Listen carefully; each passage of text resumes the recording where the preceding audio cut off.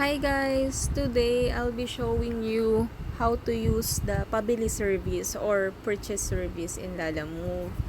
Itong klaseng service na to is where you ask the driver or rider to buy something for you and deliver it to you at the same time, which is very convenient.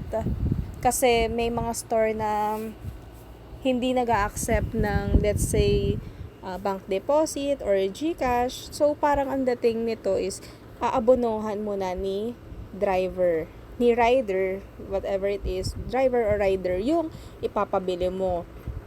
So, first thing is, ilalagay mo dito, like, for example nito, meron akong pinabili or pina-pick up na sticker dito sa SMC Trading, which is in Caloocan. Ayan.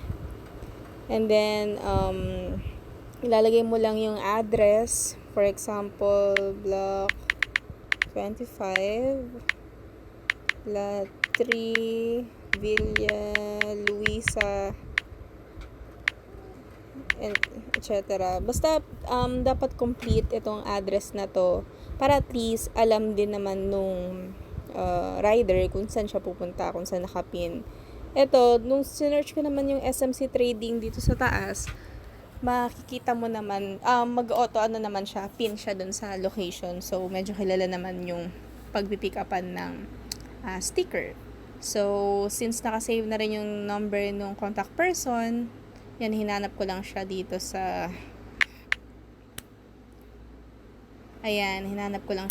sa phone book ko. And then, set pickup location. Drop off location, lalagay lang natin siya, let's say, kung nasan man akong lugar ngayon. Kunyari, nandito ako sa 1711 Valeriano, Fugoso. And then, ang pangalan ko is, mayroon naman akong number sa eto. Ayan. Set drop-off location. And then, you're going to click purchase service. Makita natin, yung charge niya, it depends on the location. Kung medyo malayo siya, ito yung i-charge sa'yo ng driver. Wala pa dyan yung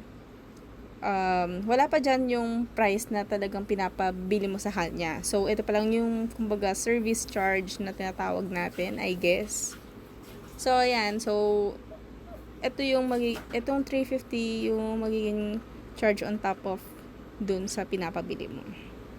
Very convenient to kasi, let's say, kunyari, you're riding, or you're driving a car from Manila going to Caloocan. So, parang nagpa-drive ka na rin. Parang nagpagas ka na rin dito. So, very convenient to. Hindi ka na napagod. Hintayin mo na lang. And then, you just have to pay for the driver. And that's it. If you're going to click deliver now, so, yun. Pwede kang put ng note dito para mas detailed at alam na rin ni rider ko ano yung gagawin niya.